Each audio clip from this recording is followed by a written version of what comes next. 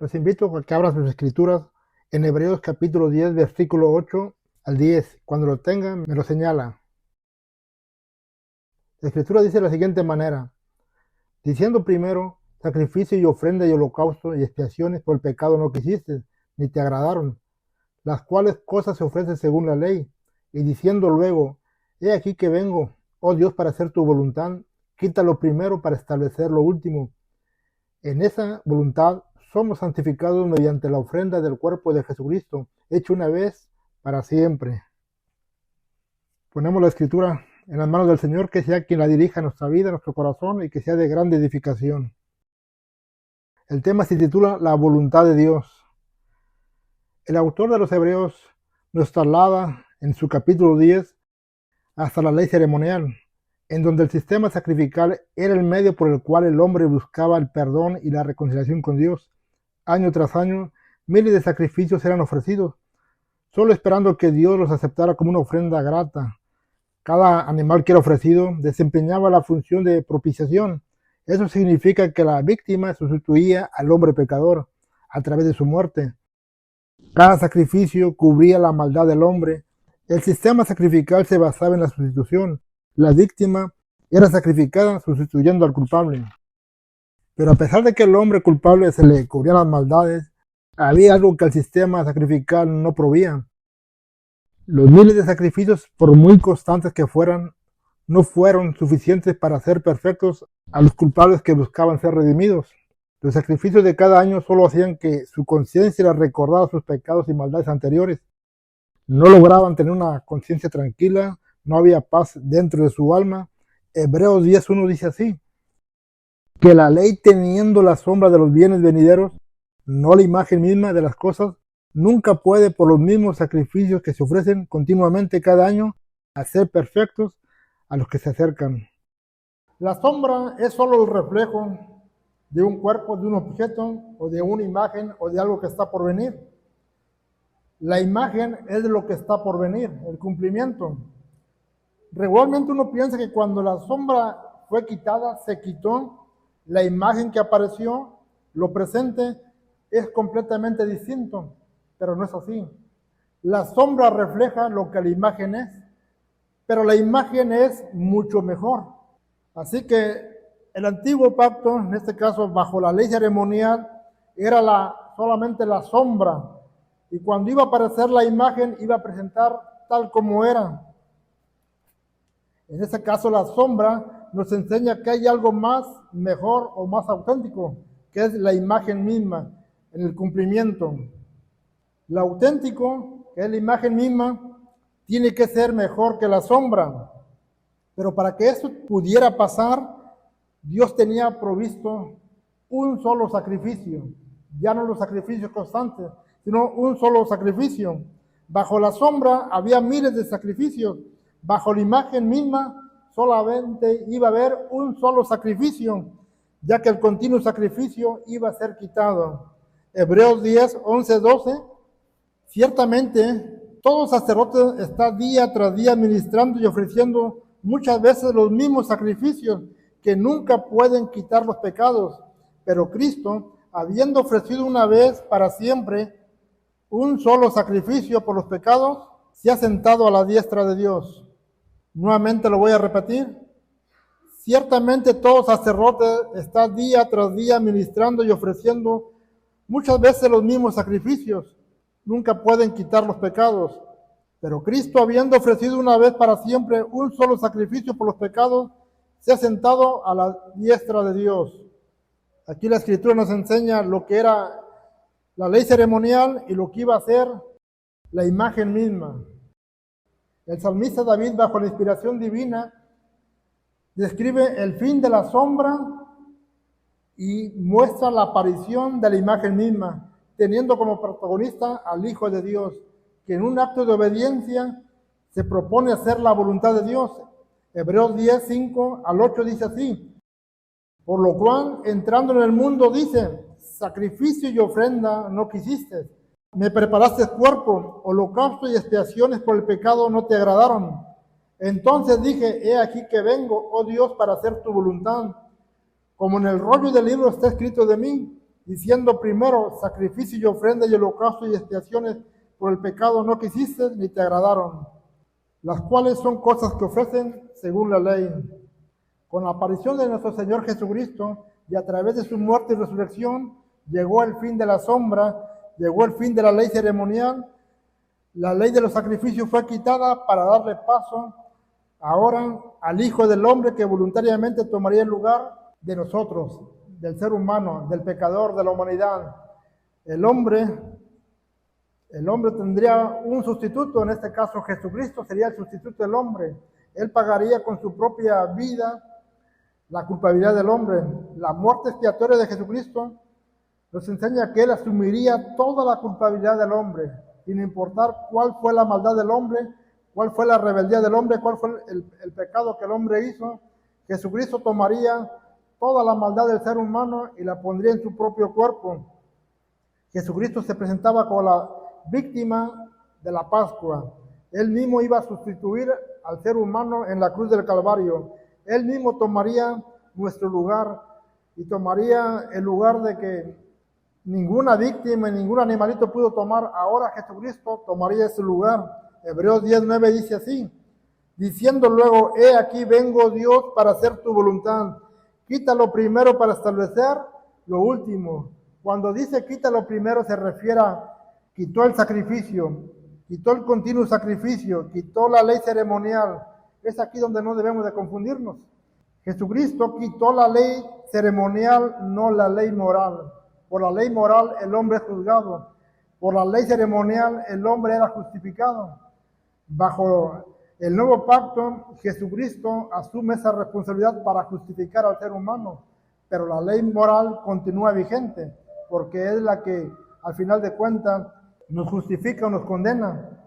Así que primeramente quitó lo primero, la ley ceremonial, pero estableció lo último, que es el sacrificio de Jesucristo. La obediencia de Jesucristo asumió la voluntad de Dios y quedó demostrada con su sacrificio en la cruz del Calvario. Cuando Él dijo, he aquí yo vengo a hacer tu voluntad, quedó plasmada esa voluntad en la cruz del Calvario, con un cuerpo cargando toda la maldad del hombre, con un cuerpo donde todo lo que al hombre le tocaba recibir quedó en el cuerpo de Jesucristo. El autor de los Hebreos hace mucho énfasis en un solo sacrificio. Hebreos 7:27, Hebreos 9:26, Hebreos 9:28, Hebreos 10:10, Hebreos 10:12. Habla de un solo sacrificio, ya no habla de una ley ceremonial. Habla de lo que Jesús hizo por nosotros, donde su solo cuerpo fue suficiente para calmar la ira de Dios. Un solo sacrificio fue suficiente para que el hombre tuviera redención, para que el hombre tuviera entrada a Dios, para que el hombre se pudiera reconciliar con Dios. Un solo sacrificio fue suficiente para que las dos casas nuevamente fueran una sola casa, la casa de Israel. Eso es lo que hizo el sacrificio de nuestro Señor Jesucristo. El sacrificio de Jesucristo logró lo que la ley ceremonial no pudo. A pesar de tantos sacrificios, no tuvo la capacidad de la redención del hombre, pero un solo sacrificio fue suficiente. Hebreos 10:10 dice que en esa voluntad somos santificados mediante la ofrenda del cuerpo de Jesucristo, hecha una vez y para siempre. No solamente nos redimió, sino que en la voluntad que Jesucristo cumplió, fuimos santificados.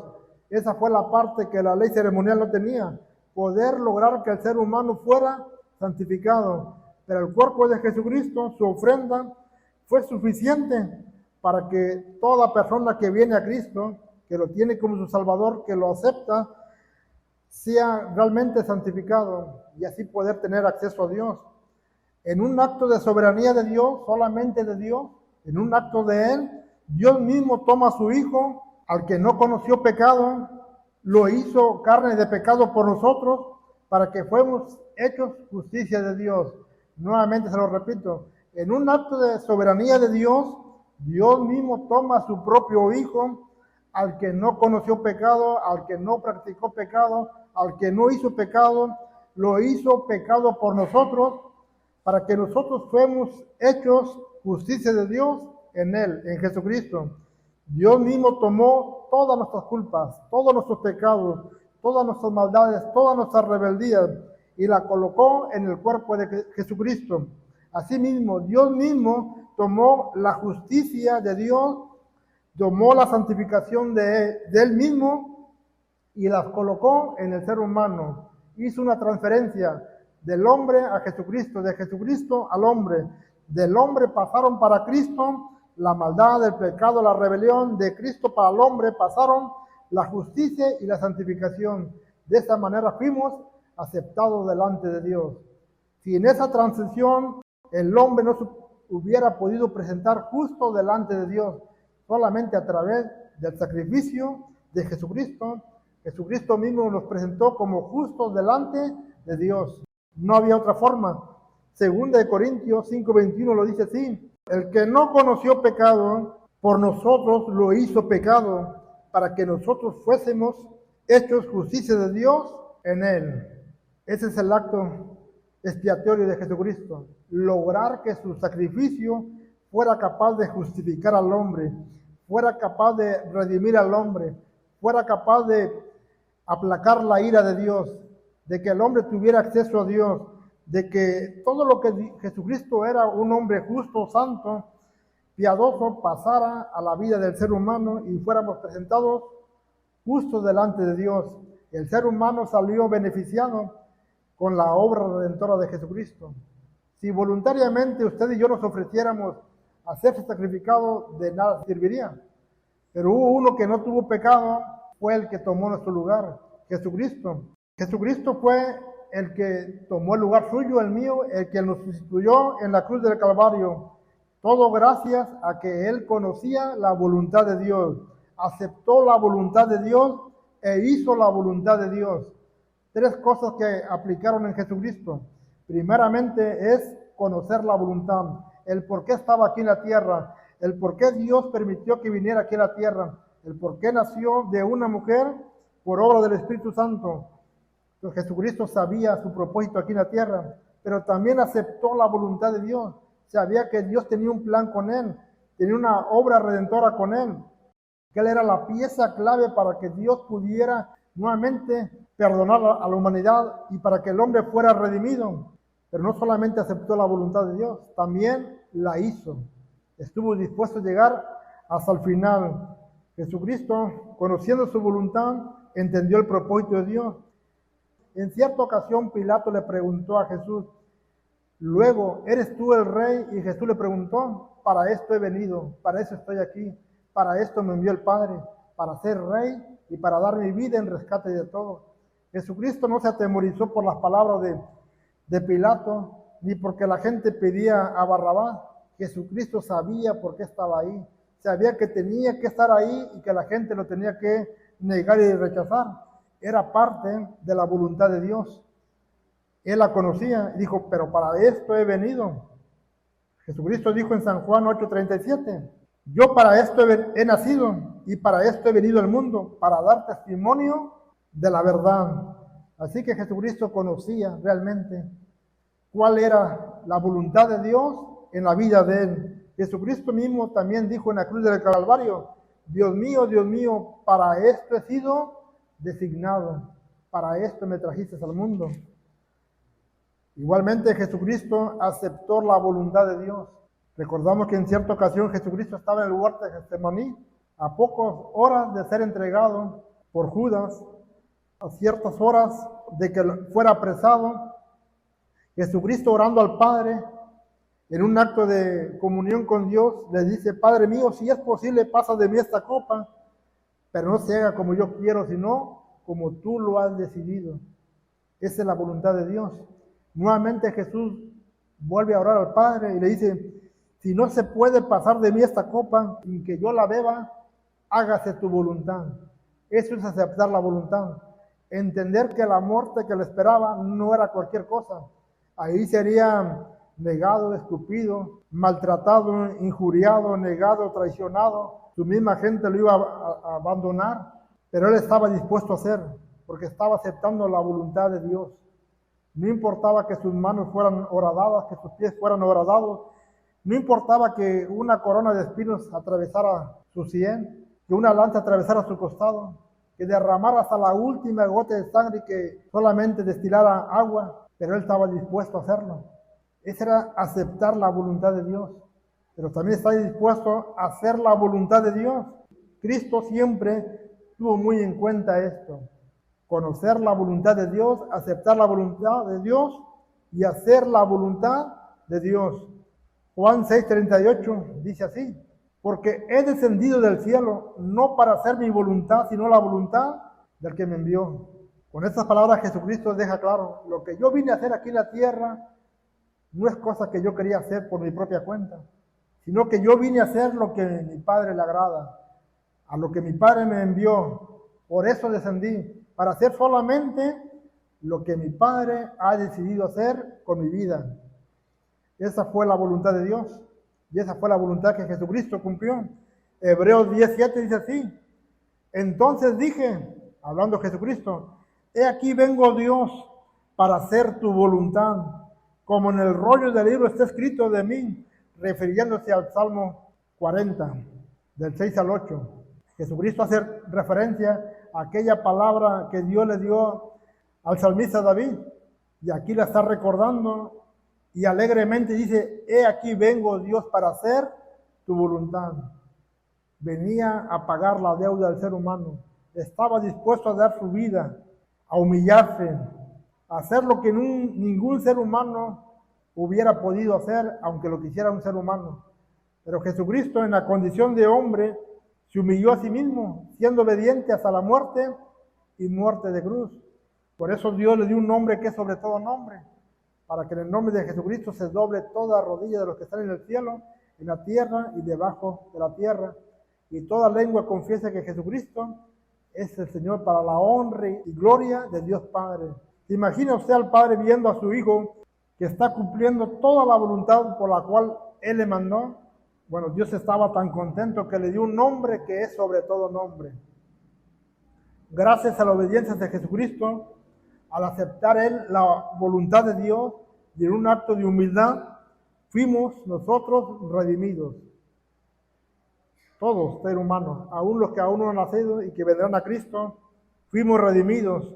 Un solo sacrificio nos hizo aceptos delante de Dios.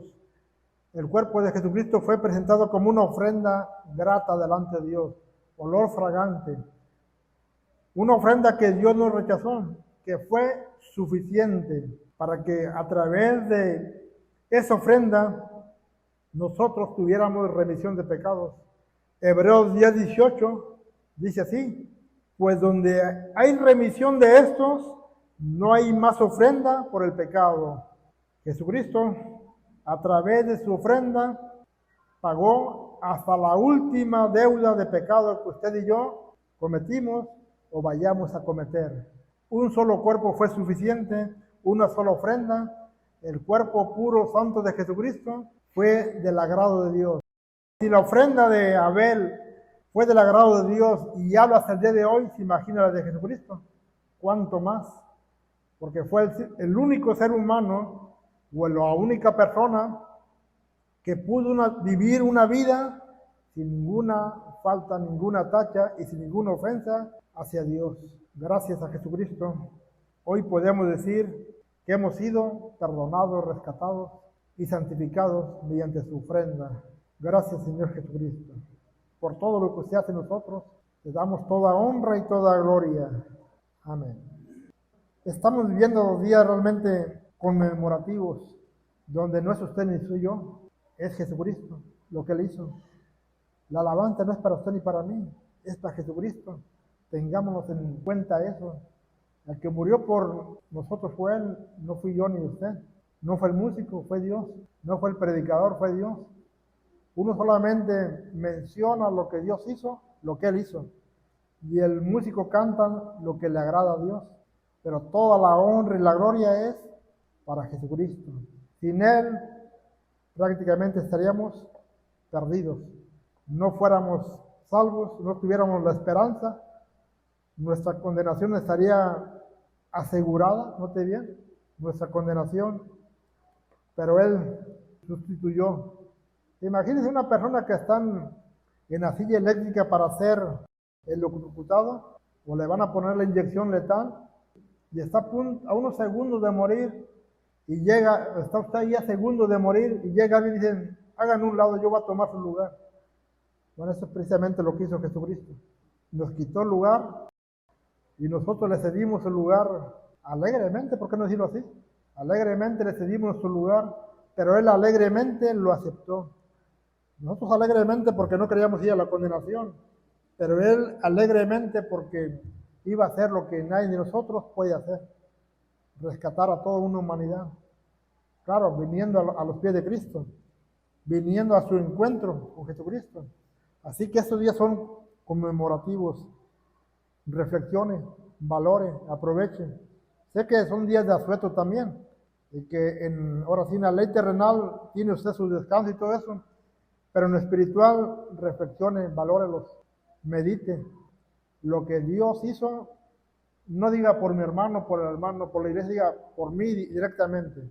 Lo que Él hizo por mí, aplíqueselo a su propia vida. De esta manera usted va a valorar lo que Jesús hizo en la cruz del Calvario. Todo latigazo que Él recibió, todo golpe, cuando le pegaron con una caña en la cabeza, cuando repartieron sus vestiduras, cuando estaba en un estado triste en la cruz, en ese momento, recuérdalo, medite, valore, vaya por los suyos, alcáncelos, también están a tiempo. No tire la toalla, vaya por su familia. Yo siempre menciono esto. Muchas veces nosotros como padres o como familiares nos confundimos, decimos, pues mi hijo o mi primo o mi sobrino pues no tiene ningún vicio, no consume nada nocivo para su cuerpo, no anda mal, es educado, tiene una carrera, es respetuoso, pero le falta algo, le falta Jesucristo. Y mientras no tenga Jesucristo está tan perdido como el que consume lo peor. Así que cuidado con eso. Quizás uno esté desgastando su vida con algún vicio y el otro no, pero ambos van a la perdición porque no tienen a Jesucristo. Así que ahorita que tenemos vida, vaya por ellos, insista, denle una palabra de ánimo, que se levante ahí de su cama, de su mueble, que apague su móvil, su televisión, lo que está haciendo, que se dé un tiempo. Es tiempo de venir a Cristo. Cada día acontecen casos más evidenciales de que nuestro fin está más cerca. Y si no es por lo que se viene, posiblemente por nuestros años, estamos más cerca de nuestra existencia en la tierra o de que algo va a pasar. Dios me los bendiga, hermanos. Ese ha sido el tema.